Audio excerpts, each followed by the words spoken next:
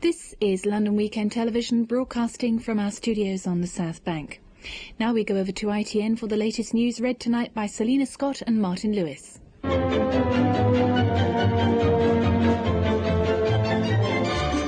Admiral Woodward gets his birthday present.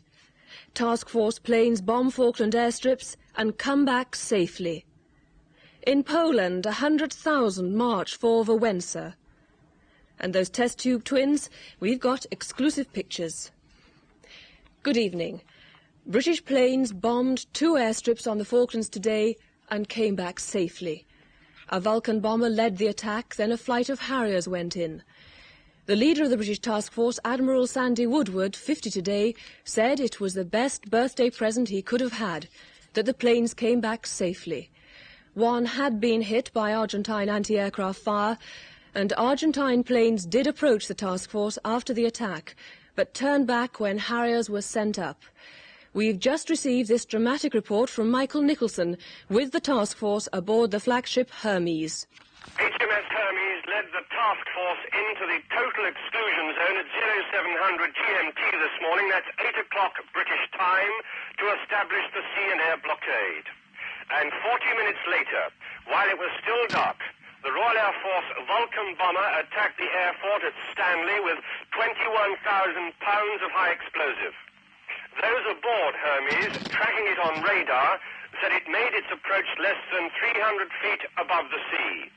And from the ship's bridge, looking west to the Falklands, the sky glowed red.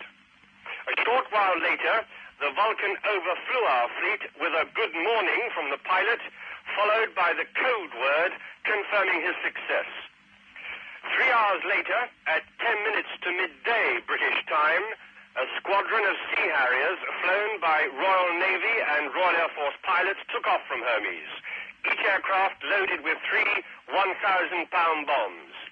They flew less than 50 feet above the sea to avoid Argentinian radar detection and made their attack on 2 targets on the Falklands. The first wave of Harriers hit the airstrip at Stanley. The second went for the airstrip at Goose Green near Darwin, 120 miles west. Pilots later confirmed there was intense anti-aircraft ground fire, but only one of the Harriers was hit, and that not seriously. There was a great cheer on the Hermes flight deck when the captain announced the attack had been successfully completed, and that all the aircraft were on their way back. They flew in formation overhead us, giving us a victory roll, and after safely landing, each pilot gave the thumbs up as he climbed out of his cockpit, even the one with a gaping hole in his tailplane. He said, "It could have been worse. That aircraft has been quickly repaired and will soon be back in service." So I can confirm there were no casualties to aircraft or men. The Harrier pilots confirmed that the Vulcan bomber attack had been successful, and following the Harriers bombing, the 2 airstrips and surrounding buildings at Darwin and Stanley have been severely damaged, and Argentinian aircraft have been destroyed.